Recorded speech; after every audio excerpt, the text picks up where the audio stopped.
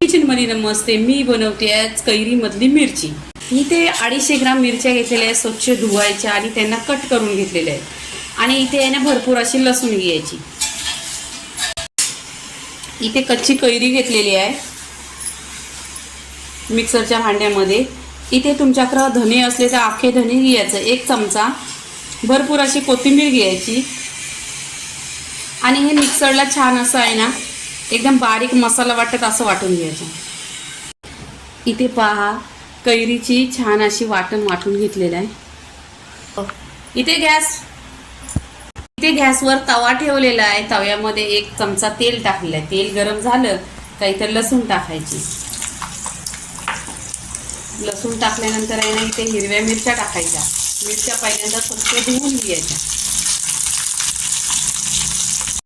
इथे पूर्णपणे 10 मिनिटं आहे ना तेलावर असं परतून घेतलेलं आहे. तर पहा इथे गोल्डन कलर मिरच्याना आलेला आहे. इथे काय करायचं, तुमच्याकडे जर बडीशेप असली तर बडीशेप भाजायची आणि मिक्सरला छान अशी पिसून घ्यायची. माझा व्हिडिओ पण आलेला आहे बडीशेपचा, तो पहा.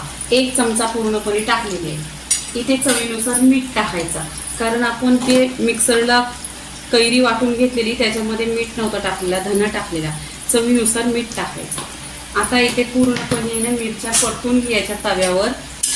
इथे पहा तव्यावर परतलेले आहे.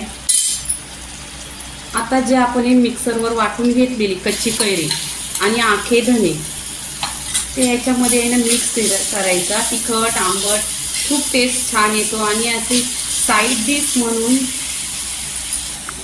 इथे पूर्णपणे मिक्स केलेले आहे कैरीच्या वाटणामध्ये ही तिखट आंबट अशी मिरची. इथे मिरचीची रेसिपी पूर्णपणे झालेली आहे. लाईक करा, शेअर करा, सबस्क्राईब करा आणि नेहमीच खात राहा. धन्यवाद.